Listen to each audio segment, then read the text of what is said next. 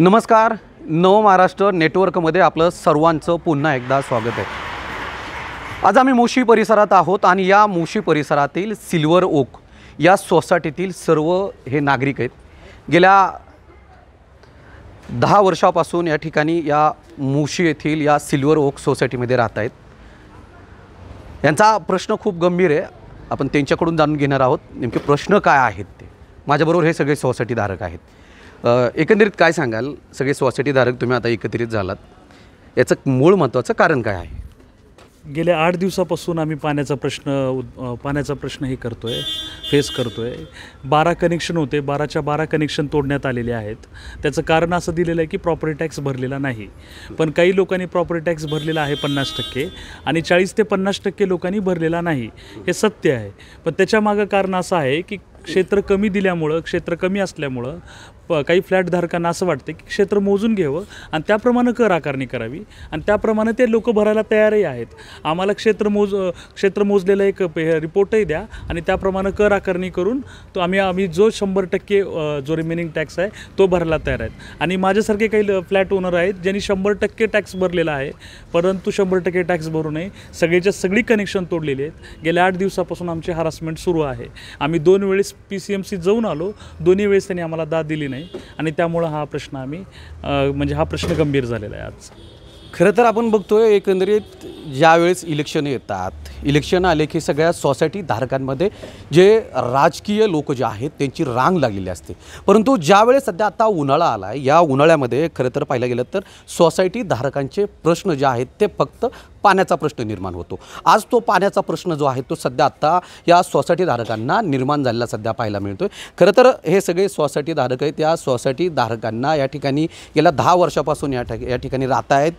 सुसुविधा सगळ्या महानगरपालिकेकडून या ठिकाणी सगळ्या मिळत आहेत. पण आज मात्र या ठिकाणी महानगरपालिकेकडून या ठिकाणी कुठलंही कारण न देता पाण्याचं जे कनेक्शन जे आहे ते अक्षरशः तोडलेलं आहे. या ठिकाणी 150 फ्लॅट आहेत. साधारणतः नागरिक 400 ते 500 इथं नागरिक राहत आहेत.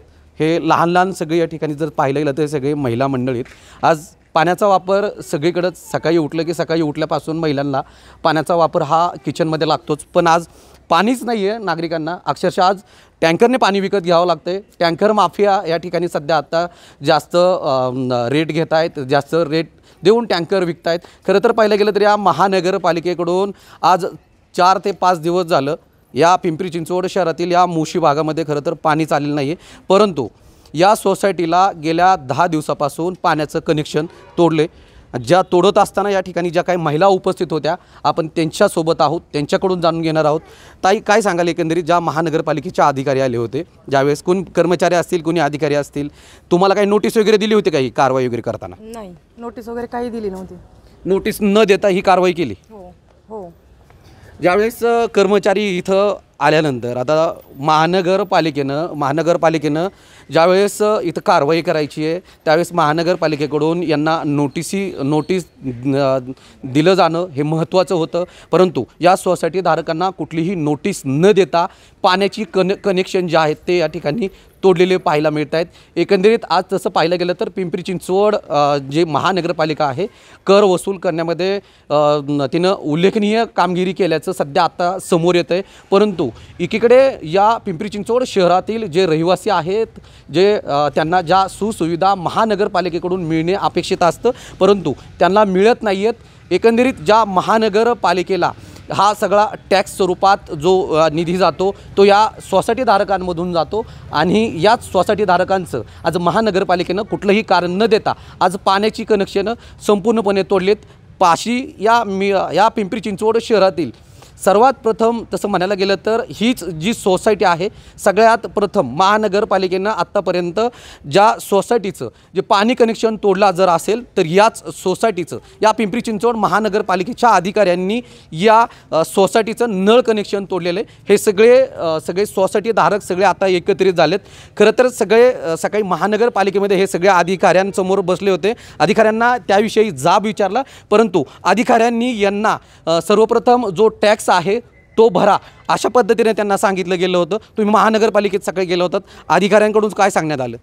अधिकाऱ्यांकडून सांगण्यात आलं तुम्ही जो आहे तो टॅक्स पूर्ण भरा, त्यानंतर आम्ही तुमची पाईपलाईन जोडून देऊ. पण टॅक्स आणि पाणी या दोन्ही वेगवेगळ्या गोष्टी आहेत. त्यांनी टॅक्सचा हा जो राग आहे तो पाण्यावर काढायला नको होता. आज सोसायटीमध्ये 150 फॅमिली राहतात. 150 फॅमिली म्हणजे मिनिमम एका फॅमिलीमध्ये 4 लोक आहेत. म्हणजे आज इथे 600 ते 700 लोक राहतात. तेवढ्या लोकांचे पाण्याचा प्रॉब्लेम आज 15 दिवस झाले आम्ही फेस करतोय. पहिले त्यांनी 6 लाईन कट केल्या, त्यानंतर 2 लाईन राहिल्या होत्या. त्या 2 लाईन पण येऊन कट करून पूर्ण पाईप बांधून गुंडाळून सोबत घेऊन गेले. सोबत त्यांचे इथे जे कर्मचारी होते, जे तोडायला जे लोक आले होते, त्यांचं बोलणं काय झालं की हे पाईप घ्या, संध्याकाळच्या दारूची सोय होईल. हे वाक्य त्या लोकांचं आहे. मग आमचे पाईप किंवा आमची सोसायटीची जी मालमत्ता, पाईप का असे ना, कवडी मोल असू दे, पण आमच्या सोसायटीची ती प्रॉपर्टी होती. ती प्रॉपर्टी थोडक्यात त्यांनी आमचे पाईप कुणालाही न विचारता तोडून ते पाईप सोबत घेऊन गेले. मग हा काय प्रकार आहे? हा कुठला प्रकार आहे? पाणी बंद केलं, सर्वांची गोची. आज 4 दिवस झाले आमच्याकडे पाणी नाही आहे. 5 मिनटं पाणी येतं. 5 मिनटामध्ये आम्ही किती पाणी भरायचं आणि त्यात कुठं कुठं त्या पाण्याचा वापर करायचा? काय म्हणून पाणी लागत नाही? जेंट्स लोकांचं वेगळे, पण महिला आज सकाळी उठल्यापासून रात्री झोपेपर्यंत लहान मुलं आहेत, प्रत्येक गोष्टीत पाणी लागतं. मग अशा वेळी आम्ही कुणाला सांगायचं? नगरपालिकेमध्ये गेलं तर तिथनं काही दादच दिलेलं नाही, ते लोकांना डायरेक्ट नाही म्हणून सांगतात. मग यावेळी आम्ही काय करायचं? खरं तर मला आता हा प्रश्न विचारावा लागतोय त्यांना. विचारायचा नव्हता पण आता विचारतो त्यांना प्रश्न. एकंदरीत इलेक्शन आली की त्यावेळेस सगळे सोसायटी धारकांमध्ये सगळे राजकीय लोक येतात, आम्हाला मतदान करा, आम्हाला मतदान करा. त्यावेळेस पैशांचा बाजार होतो, पैसे वाटले जातात, परंतु सोसायटी धारक आम्हाला पैसा नको, आमचे प्रश्न सुटले पाहिजेत, अशा प्रकारे हे सोसायटी धारकांची जी आहे ती सध्या त्यावेळेसची मनस्थिती असते. पण सध्या आपण बघतोय की इथं खूप असे प्रॉब्लेम आहेत. स्थानिक प्रतिनिधींना तुम्ही हा मुद्दा मांडला का? सांगितला का कधी हा मुद्दा? त्यांना माहिती असेल की? हो सांगितलं. तर सर्वांना माहिती आहे. इव्हन पेपर आउट झाले पूर्ण मोशीमध्ये माहिती आहे. स्थानिक जे आहेत लोक त्यांच्या तर आहेच, पण सर्वांना माहिती आहे. राजकारणी लोक जेवढे आहेत सर्वांना हा मुद्दा माहीत आहे. काय म्हणावं, पिंपरी चिंचवड शहरातील स्मार्ट सिटी एकीकडे शहर वाढत चाललंय आणि पिंपरी चिंचवड शहरातील काही सोसायटी आहेत, त्या सोसायटी सिल्वर ओक सोसायटीमधले ना अक्षरशः लोकांना ना म्हणजे इथं राहून द्यायचं की नाही असा प्रश्न सध्या आत्ता महानगरपालिकेच्या अधिकाऱ्यांकडून केला जातो आहे. खरं तर इथं जे कर्मचारी आले होते त्या कर्मचाऱ्यांकडून इथं जे पाण्याचं कनेक्शन होतं ते महानगरपालिकेच्या कर्मचाऱ्यांकडून तोडून घेऊन गेले. दारू पिण्यासाठी गेल्याचा आरोप नागरिकांकडून केला जातो आहे. महानगरपालिकेच्या कर्मचाऱ्यांना इतकं असं काही झालं की या सोसायटी धारकांच्या ज्या पाईप होते तेच दारू पिण्यासाठी घेऊन गेले, तर महानगरपालिका गप्प का? हा सगळ्यात मोठा प्रश्न आहे. अजून माझ्याबरोबर इथले सोसायटी धारक आहेत, आपण त्यांच्याकडून बोलण्याचा आपण प्रयत्न करणार आहोत. खरं तर तुम्ही महानगरपालिकेत गेला होतात, पालिकेत गेला होतात, सकाळी देखील अधिकाऱ्यांसमोर तुम्ही तुमचं गाऱ्हाणं मांडले. काय एकंदरीत त्याची अजून मागणी होती? काय नाही, त्याने काय सांगितलं, आम्ही म्हटलं समजा पाणी नाही आता आपल्या इथं, जर समजा आग वगैरे काय लागलं इमर्जन्सी झाली तर काय करणार? तर ते म्हटलं आम्ही स्वतः जबाबदार आहे. पण म्हटलं जर लागलं सगळं मरून गेल्यानंतर तुम्ही कशाला येणार आहे? हा प्रश्न केला. आम्ही काही करू शकत नाही, वरच्यांना भेटा म्हणून सांगितलं. सर तुमचा जो टॅक्स जो आहे तो थकलेला आहे. एकंदरीत खरं पाहायला गेलं तर तो थकला आहे नेमका का? काय त्याची नेमकं कारण आहेत? आणि टॅक्स सगळे भरण्यासाठी तुम्ही सगळे इथले सोसायटी धारक तुम्ही जमा झालात, तयार आहात का तुम्ही? ते सगळे सोसायटी धारक सगळे ते जो टॅक्स का रखडला आहे आपण त्यांच्याकडून जाणून घेणार आहोत. का रखडला आहे बरं टॅक्स? याच्या मागची कारणं काय आहेत? 1 वर्षापूर्वी महानगरपालिकेने एक टेंडर काढलं होतं, तर त्यावेळेस त्यांनी सर्व मोजणी करून गेलेले आहेत या ठिकाणी. तर मोजणी करून गेलेले आहे, तर ते मोजणीपत्र आम्हाला म्हटलं की आम्हाला द्या. तर ते अद्यापही आम्हाला काही देत नाहीत. आम्ही त्याप्रमाणे टॅक्स भरायला तयार आहोत, परंतु ते अद्यापही आम्हाला देत नाहीत. त्यामुळे आम्ही ते देऊ शकत नाही. त्याचे कारण काही आम्हाला माहीत नाही अजून, पण आम्ही म्हटलं की त्याप्रमाणे जे काही पेनल्टी येईल, जे काय येईल, इंटरेस्ट आहेत आम्ही भरायला तयार आहोत, पण ते अद्याप द्यायला तयार नाहीत. त्याच्यामुळे ते देऊ शकत नाही असं आम्हाला उत्तरं देतात ते. बिल्डरनी ज्यावेळेस तुम्ही जी सोसायटी तुमच्या ताब्यात घेतली त्यावेळेस तुम्हाला कशा पद्धतीनं बोलणं केलं गेलं होतं? तुम्हाला कशा पद्धतीनं फ्लॅट किती स्क्वेअर फूटचा देणं अपेक्षित होतं त्या बिल्डरकडून, आणि कशा पद्धतीनं तुम्हाला आत्ता फ्लॅट तुमच्या ताब्यात दिले गेले? ज्यावेळेस आपण अंडर कन्स्ट्रक्शन एखादा फ्लॅट बुक करतो त्यावेळेस इंडेक्स 2 बनलेलाच असतो. म्हणजे अंडर कन्स्ट्रक्शन प्रॉपर्टीमध्ये आपल्याला समजत नाही की एक्झॅक्टली फ्लॅटचं स्क्वेअर फीट किती आहे.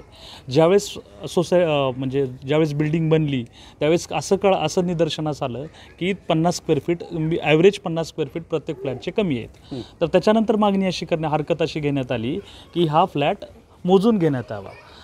महानगरपालिकेने ते मोजण्याचं कामही केलं, पण त्याच्यानंतर अद्यापपर्यंत त्याचा रिपोर्ट कार्ड चौधरी साहेबांनी सांगितल्याप्रमाणे रिपोर्ट कार्ड देण्यात आलेलं नाही.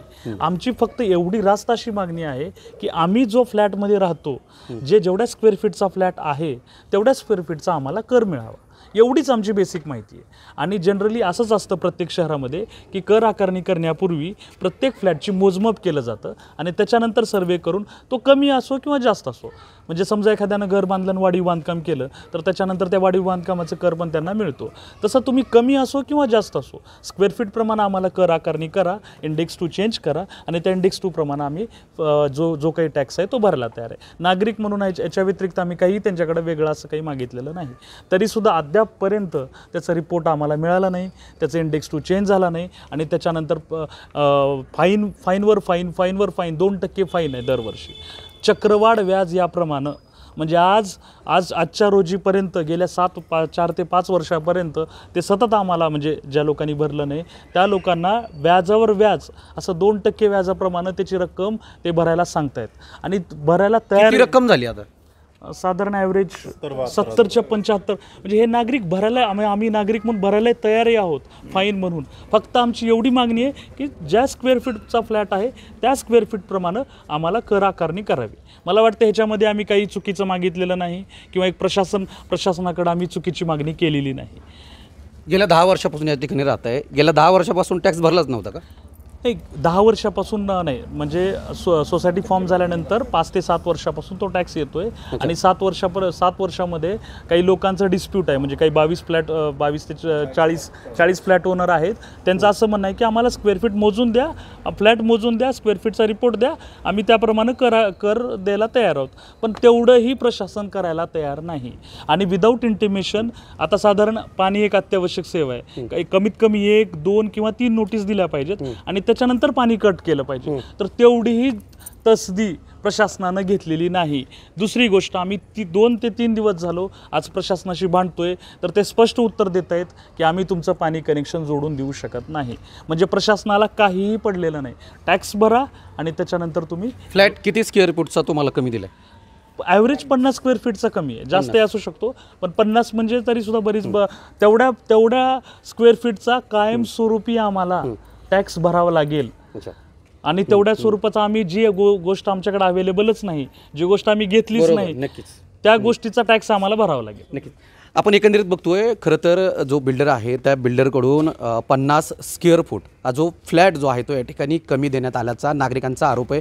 महानगरपालिकेकडून ज्या बिल्डरनी या सगळ्या सोसायटीधारकांना ज्याप्रमाणे फ्लॅट देण्यात येणार होते त्याचप्रमाणे हे सगळी फाईल महानगरपालिकेत गेली. त्यानंतर महानगरपालिकेच्या अधिकाऱ्यांनी ही कशाप्रकारे सँक्शन केली हे देखील पाहणं महत्त्वाचं आहे. कारण महानगरपालिकेचे अधिकारी याच्यातसुद्धा मिलीभगत आहे का असा सुद्धा प्रश्न उपस्थित केला जातो आहे. या नागरिकांचा एवढाच याला विरोध आहे की जो आमचा फ्लॅट आहे त्याप्रमाणेच आम्हाला कर आकारणी असावी, त्याप्रमाणेच आम्ही ती कर आकारणी भरू शकतो, अन्यथा आम्ही भरणार नाही. त्यामुळेच आत्तापर्यंत हा जो कर टॅक्स जो आहे तो या ठिकाणी रखडलेला सध्या पाहायला मिळतो आहे. त्याच कारणावरून या ठिकाणी सध्या महानगरपालिकेनं यांना कुठलीही पूर्वी एखादी नोटीस देऊन किंवा नोटीस दिल्यानंतर या ठिकाणी सोसायटीधारकांना पहिलं कळवलं जातं तुमच्यावरती कारवाई होणार आहे, परंतु सोसायटीधारकांना कुठलीही माहिती न देता या ठिकाणी जे पाणी जे आहे ते या ठिकाणी यांचं सोसायटीधारकांचं बंद केलं सध्या पाहायला मिळून येतं आहे. परंतु सध्या आपण पाहतो आहे की इलेक्शनच्या काळामध्ये इलेक्शनचा उल्लेख का करावा लागतो आहे, कारण वारंवार त्याच्यामध्ये हे सगळे सोसायटीधारकांनी ज्या प्रतिनिधींना निवडून दिलं ते प्रतिनिधी आता या सोसायटीधारकांकडे लक्ष देणार का हा सगळ्यात मोठा मुद्दा आपल्याला उपस्थित करावा लागणार आहे. कारण हा प्रश्न सगळा रास्त आहे. या ठिकाणी 400 ते 500 सगळे सोसायटीधारक राहत आहेत. खरं तर सोसायटी फेडरेशन हे देखील सध्या या भोसरी परिसरामध्ये आहे. सोसायटी फेडरेशन हे देखील सध्या या सोसायटीधारकांचा प्रश्न जो आहे तो मार्गी लावणार का हे देखील सध्या आता पाहणं महत्त्वाचं लागणार आहे. कारण सध्या सोसायटी फेडरेशन जे आहे ते सध्या या परिसरामध्ये चांगल्या प्रकारे काम करतं आहे असं म्हणतं आहे, परंतु काम कुठे हे दिसत नाही. पण सध्या आता ह्या सोसायटीधारकांचा जो मोठा प्रश्न आहे तो आता मार्गी लागणार का हे देखील सध्या आता पाहणं महत्त्वाचं आहे. जे मुलं आहेत माझ्याबरोबर शाळेत जात आहेत, बाळा सकाळी टँकरनी पाणी पुरवठा केला जातो आहे, कधी पाणी नाही, आत्ता पाणीच नाही आहे तुम्हाला, मग आंघोळीचं सकाळी शाळेचं नियोजन कसं करता रे? आता आम्ही जे पाणी आहे ना टाकीमध्ये स्टोअर केलेलं असतं त्याच्यावरून आम्ही काढून हे करता ते आंघोळ करतो. पण ते पाणी कधी कधी संपलेलं असतं तर कधी कधी करून नाही जात आम्ही आंघोळ. तू जर शाळेत गेला, शाळेतील तुझ्या काही पनिशमेंट असतील त्या जर तुला टीचरही नाही सांगितलं ना अचानक तुला शाळेतून जा म्हणलं तर हे कसं वाटतं तुला? खूप चुकीचं वाईट आहे की नाही? वाटलं. मग आता हे महानगरपालिकेने तसंच केलं की तुमच्या बाबत हा, बरोबर आहे की नाही? हा बरोबर आहे तसं. हे खरं तर हे सगळे गोंडस सगळे हे मुलं आहेत कारण गोड अशा प्रतिक्रिया येत आहेत कारण सोसायटी धारकांना या ठिकाणी कुठलीही माहिती न देता या ठिकाणी सोसायटी धारकांचं पाणी बंद केले त्यामुळे हे सगळे सोसायटी धारक जे आहेत ते सध्या आक्रमक झालेत. सगळ्यात महत्त्वाचा मुद्दा स्थानिक प्रतिनिधी या सोसायटी धारकांकडे लक्ष देणार का हा सगळ्यात महत्त्वाचा मुद्दा आपला पाहायला मिळतो आहे कारण सध्या आता महानगरपालिकेचे जे अधिकारी आहेत या सोसायटी धारकांना कुठलीही दाद देत नाही आहेत. महानगरपालिकेच्या अधिकाऱ्यांकडून हे सगळं पाणी जे आहे ते ठिकाणी बंद करण्यात आलं आहे. सगळे सोसायटी धारक जे आहेत ते सध्या आता 9:30 वाजलेले आहेत या ठिकाणी सगळे सोसायटी धारक खाली आलेत. अक्षरशः सगळा हा प्रश्न खूप गंभीर आहे. याकडे सध्या आत्ता कशा पद्धतीनं स्थानिक प्रतिनिधी पाहत आहेत हे सध्या आत्ता बघावं लागणार आहे कारण प्रश्न खूप मोठा आहे कारण अधिकारी ऐकत नाही आहेत त्याच्यामुळं ज्यांची सत्ता आहे त्यांनी सध्या आता याकडे लक्ष देणं गरजेचं असंच म्हणावं लागणार आहे. अशाच नवीन नवीन अपडेट जाणून घेण्यासाठी नवमहाराष्ट्र नेटवर्कला अपडेट राहा. नवमहाराष्ट्र नेटवर्कसाठी विकास चौधरी, पिंपरी चिंचवड, मोशी.